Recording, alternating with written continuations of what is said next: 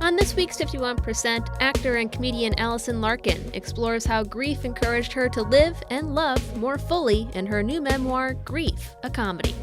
We can spend our time in an abject panic, or we can take some of that focus and look at the love.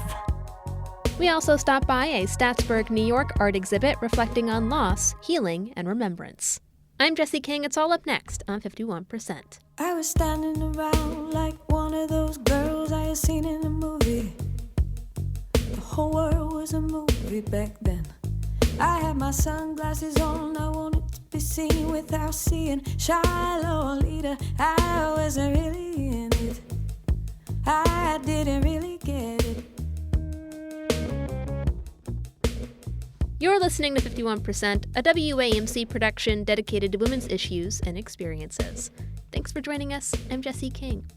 Today we bring you a string of interviews and stories centered around loss and healing, starting with someone who takes a lighter look at it.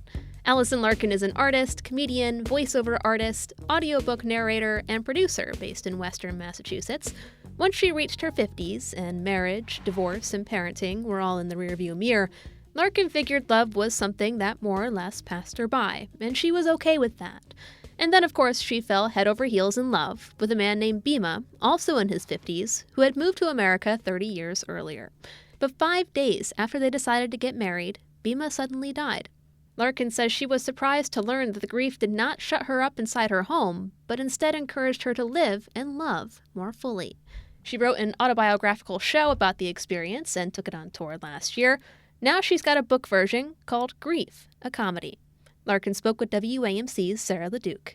Well, I'm very pleased that it's out and that my task is complete. I don't know if you remember, but this task was set to you by Archbishop Desmond Tutu. I do remember. Well, but we should tell the people. We should tell the hello people. Well, what happened was that I fell deeply in love in my 50s for the first time in my life. I had avoided love my whole life because I was afraid of the worst happening, possibly for adoption-related reasons. The key to dealing with the fear of abandonment is to date people you don't like. So if they do leave you, it doesn't matter. Then I fell in love in the Berkshires with a wonderful climate scientist from South India. And then he died. But then instead of wanting to give up, I found to my utter astonishment that I wanted to live and love more fully than ever, and I didn't understand it. And I had been friends with Archbishop Desmond Tutu years before, and he found out what had happened and he emailed me. And he said, first of all, I want you to know that I have asked God to find you another soulmate, and she said she is on the case. Mm-hmm. But first, you must do everything you can to make sure that this story is told as widely as possible, because it will bring hope to a world that badly needs it. So you can't ignore Archbishop Desmond Tutu. So I wrote a show called Grief, a Comedy that previewed in the Berkshires at Barrington Stage last summer, and then went to the Edinburgh Fringe, and then went to London, and it sold out, and it was a hit. And it was a one-woman show in which I told this story. And then I wrote a follow-up book, also called Grief, a Comedy, which starts 6 weeks after Bhima died, when he showed up at my kitchen table, determined to help me find love again. It's imaginary, of course, or is it? And it has been a very long process doing you have to do what Archbishop Desmond Tutu tells you. I think you do. One must. Well, I don't have any personal experience with it, of course, but it feels important. He's a bit of a taskmaster, and it was hard work. But so the answer is, I'm thrilled, and people are writing to me, telling me that it is really helping them to find joy after loss. And I had an email yesterday from a woman that I didn't know well who had read it, who said that her husband died about 4 years ago, and that it gave her permission to find love again. And she's met somebody who she thinks she really may truly be in love with. And so I'm thinking, well, then it's been worth it. What did you learn about the story, your story, and what you wanted to put to the page as you brought the show around the world ultimately? I found out that everybody has deep loss. It wasn't just me. Of course. And I realized that in this world, which is so divided, perhaps it has never been more divided, we must find our common humanity. So there I am in Edinburgh and London doing this show about love. I mean, it's a comedy, it's about love, it's about loss, it's about finding great joy after loss and in the midst of pain.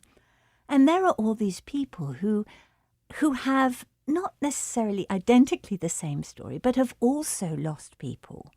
And I learnt that I wasn't on my own, and we would go to the bar, as you do, after a show, and sort of speak with each other. And I would have people that I didn't know. I'd say to them, do you mind if I ask you if you have a continuing relationship with your loved one after they've died? And one person, a woman, bursts into tears and says, thank you so much for asking the question. And another woman says, well, I haven't talked about this before, but since you ask, my husband Wilf died 4 years ago, but I set the table every night for him and we have a right old chat. And suddenly there we are all talking about the fact that while it is true, of course, that the body goes, the love doesn't. And that we can, if we allow ourselves, connect with people who are no longer with us physically. And it's been exhilarating. And now I get to go on these podcasts and radio programs and I get to meet people who share the same experience. Now, I'm not a person who has ever been to a psychic, or I don't believe in mediums except as a dress size. I don't know about that stuff. But after Bhima died, I did feel a real connection and a sense of his presence. And so that's why I wrote a book in which he shows up as witty and charming as ever and came with me through the grieving process. And so I would have these imaginary conversations with him and I'd know exactly what he would say in any moment. And so, yeah, what I've learned is that this is quite common and it's called a continuing bond, and people are nervous about talking about it because people will think they're absolutely stark raving bonkers. Mm-hmm. But we're not. Your parents, your adoptive parents, but the parents who raised you, your family in England, and Bhima's family, both from the book, I can tell that they recognized the value of your relationship to each other. They were very excited for the two of you to have a future together. And they were very supportive of you as you were supportive of them, of course, Bhima's family, as they went through this loss. How do they feel about the book? What is everybody's reaction to the story being told and the show, of course, too? Well, my father died. I know. I'm laughing because actually I think it's the same muscle, isn't it? Laughing the and muscle crying? that moves when you laugh and you cry. So Dad, who absolutely adored Bhima on sight, Dad died in 2022. And my mother now, I'm sorry to laugh, is unfortunately unable to recognize anybody because she has Alzheimer's. So I'm sorry. All I know is she did read the book before a very early draft and she absolutely loved it. And Bhima's family, I just had a lovely message from his cousin. We all gathered because in the Hindu tradition, you gather after 5 years after somebody has died, and we all gathered together about a week and a half ago. And Bhima's cousin, who I'd heard so much about but hadn't met, wrote me an email saying that he listened to the audiobook of Grief, a Comedy on his way back to San Francisco from New York, and that he tried not to laugh out loud because he thought he'd disturb the other sleepers, but that I think the word they used was it makes Bhima chimchiri, which means that he will live forever. And he said, you have, in an endearing and enduring way, captured this extraordinary man. And now he knows what Bhima was doing in the last couple of years of his life. And he was very much in love. So they've been incredibly supportive. And they keep saying, yes, keep going, Alison, keep going. Because we do, I mean, I am finding the response, I don't know, loss. Whether it be loss of a person, whether it be loss of a country, whether it be loss of anything, it is tricky. Now, we're all going through it every single day. And unfortunately, I'm just beginning to realise at my ripe old age that there's going to be tricky stuff every single day. You're going to have good days. You're going to have bad days. You're going to have good years and bad years. You're never going to get away from pain because that's part of life. But within the pain, you can always find joy. So I'm beginning to realise, I think part of what Tutu was trying to get out there was to sort of, remind people that we can spend our time in an abject panic about whatever is going on, or we can take some of that focus and look at the love that is everywhere. At the people we love, at the sky, at the lake. We live in the Berkshires. We live in one of the most beautiful places in the world. If we are so focused on what is going on in the news 24/7, we might miss the heron or the red-tailed hawk that's being chased by all those sparrows that are so much smaller than it is. And we have a choice. And that's what Tutu said to me. And I'll never forget it. I can't control what happens to me, but I can control how I respond to it. And when we go, oh God, what am we going to do? I think we can remember that we are all human beings. And that was the other thing I learned from the show and also from response to the book, is that people who vote very differently from me, who think very differently from me, they have terrible loss too. And they also find ways to move forward and find ways to live and love again. And so I was talking with people of all different races, ages, backgrounds, and that's what's happening with the book. And I think perhaps when we're sitting there going, what can I do? Maybe the answer is look at what's around you that is beautiful. Focus on that. Focus on the love, connect, and try and find the common humanity with people we vehemently disagree with, because that's the antidote to division. I also experienced the book audio. I listened to your beautiful audio recording of the book, in which you use your lifelong skill of accents, voices, and mimicry to impersonate any number of people. There's various American accents, but you also, of course, obviously do Bhima a lot. And it made me wonder, do you have any recordings of his voice? Yes, I do. I have a recording because we had this idea at one point that we would do a podcast because he was very passionate about doing something about climate change. Yeah, renewable energy, he was saying. Exactly. And he left corporate America and set up a community solar company in Bennington, Vermont, because he wanted to help people who couldn't otherwise afford it have solar. And also he provided, it was a general solar company as well. But he was passionate about renewable energy. And he actually said to me one day when he found out that I was a voice artist, I remember on our first date, he said, "What do you do?" And I said, "Well, I do cartoons and voices for a living." And he said, "Can you do some cartoon voices for me now?" And I remember thinking, he's a very attractive man. And I think he likes me. The question is, will the squirrel voices be off-putting, but I can't resist. So I said, How do you do? What do you mean? How do I do? How do I do what? How do I do the dishes? How do I do the laundry? Be specific. and then he found out I could do any Really is a transformation. And he said, Alison, you must put me in a one-woman show one day.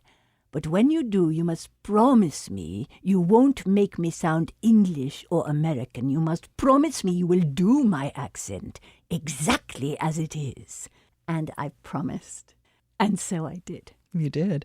And I love the way that you, as Bhima, say your name. Alison. Yes. I love it. When he wasn't calling me Alison, he was calling me beautiful woman. Which, of course, is ridiculous, but No. he was biased. That was actor, voiceover artist, comedian, audiobook narrator, producer, and author Alison Larkin speaking with WAMC's Sarah LeDuc. Her new memoir is Grief, a comedy. It's out now both in print and audiobook versions.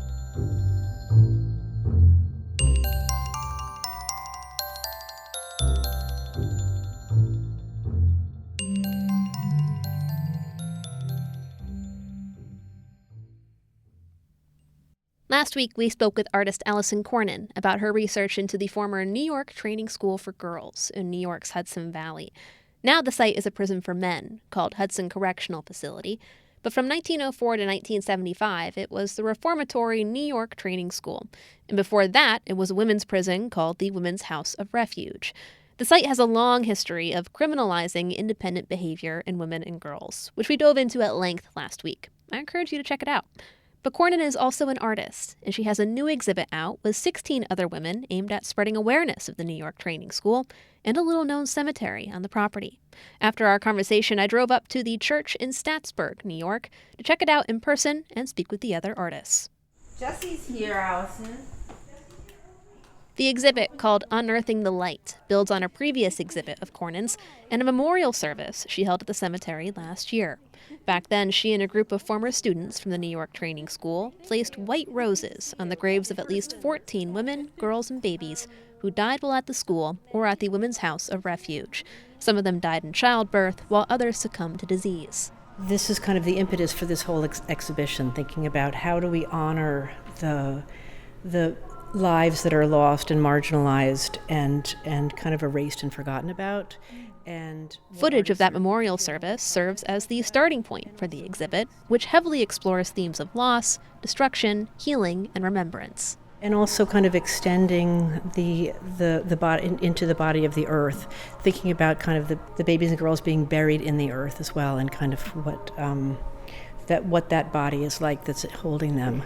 Can we walk through the whole thing? Yeah, okay.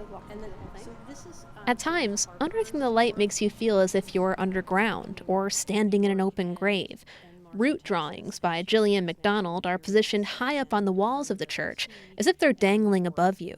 A collage by Tanya Marcuse uses photographs of the scraps and eggshells discarded by vultures.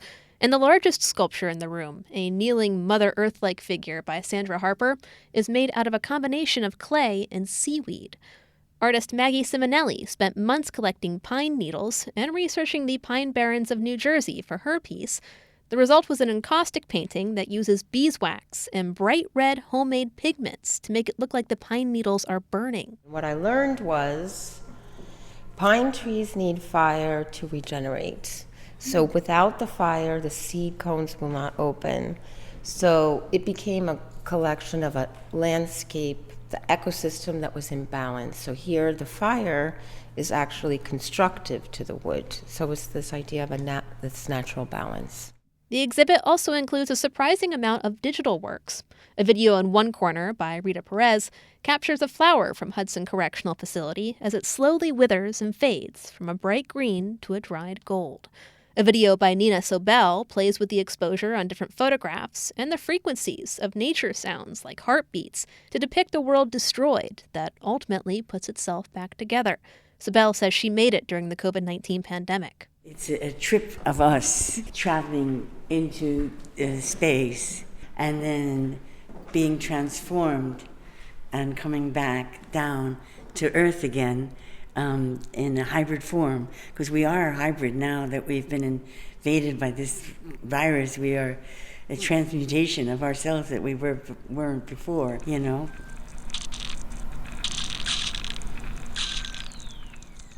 For all the darkness explored in Unearthing the Light, there's also a lot of love and healing. One piece by Nancy Burson literally uses the word love, written in different colors over and over again, until the page looks like its own cosmic universe, literally made out of the word love. A small book in a glass case has the words, quote, "I think of you," embroidered across the page by Diana Weimar. In the room's center, visitors are encouraged to memorialize their own lost loved ones. Artist Ophelia Mangan has origami flowers where visitors can write the name of someone they'd like to remember on a piece of paper and fold them up inside. Cornyn says Mangan also held a seed ball workshop earlier this summer where participants could, quote, infuse the memory of a loved one in a ball of clay and seeds and then toss it in their backyards. She actually has a little poem that you can put your seed in these little bags, and it says, "Find a place in need of some beauty, bask in the glow of remembrance, sow these seeds to bloom and grow." Unearthing the Light is on view weekends at the church in Staatsburg through September 14th.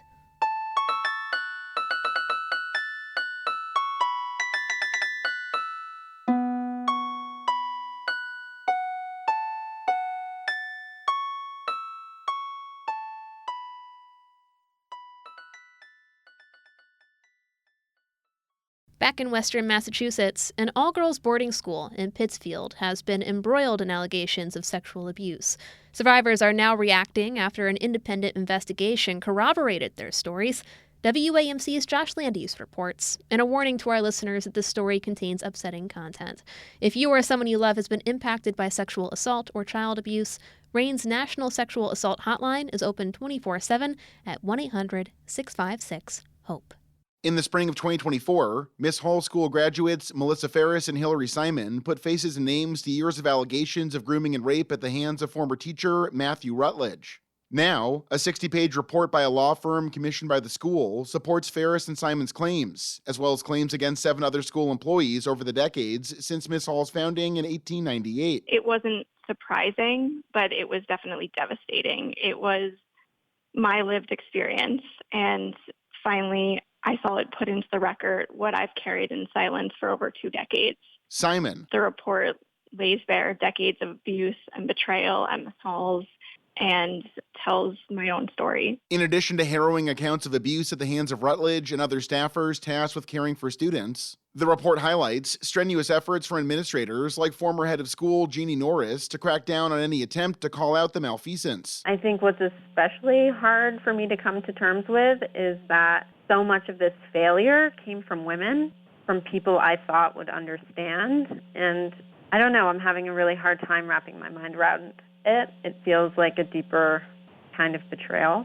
So much of what was shared by students was just dismissed by faculty and staff as mere gossip. And it's extremely belittling and deeply wrong. And I think there's such an irony here that's impossible to ignore, which is that at Miss Hall's we were taught to use our voices to advocate for ourselves, to have agency, to feel and be empowered. But when we, all of these girls tried to do exactly that, when they reported inappropriate or suspicious behavior, they were totally shut down. Ferris. They were literally told, go to your room, write a letter of apology. They were told, you made this up. Over and over again, we were punished for speaking up and silenced and disempowered. Ms. Halls confirmed to WAMC that the school's Board of Trustees is standing by the current head of school, Julia Heaton, and Board President Nancy Alt. That support comes even as the report says school leaders failed for years to act on claims of misconduct, something that still disturbs Ferris. Julia Heaton and Nancy Alt, I appreciate their acknowledgement of wrongdoing, and there's a part of me that does believe it's sincere, but it doesn't change the fact that they failed to listen when it mattered most. And because of that, many people suffered and felt really hurt. There are a lot of people that are angry that they're staying on, and I can understand why. But I also hope that having lived through this crisis firsthand, having heard survivors' stories directly, including my own, and having apologized for their role in it, they can lead with a greater vigilance and accountability than someone who hasn't experienced it up close.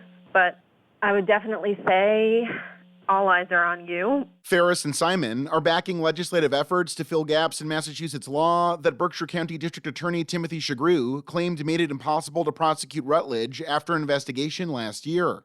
Simon. Right now, authority figures and teachers are not able to be held accountable when a student is above the age of consent, which is 16 in Massachusetts. And this case and this report highlights why that is such a dangerous loophole. Students, minors, can't ever consent to sexual contact when the individual is an authority figure. And I think that I have to look at this as like a forward-thinking movement, and it's to protect the next generation.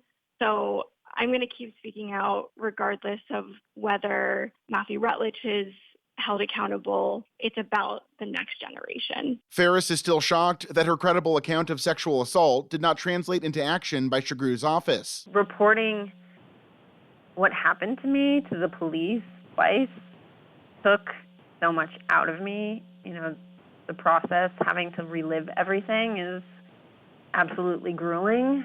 And then to be told, well, you were 16, you know, the age of consent in Massachusetts, sorry, there's nothing we can do, felt so invalidating and backwards. The DA's office says it is now reviewing the school commission to lead a law report, which contains multiple references to Rutledge forcing himself on students at Miss Hall's. WAMC asked both survivors what they would say to their younger selves, still trapped in Miss Hall's culture of abuse, silence, and repression.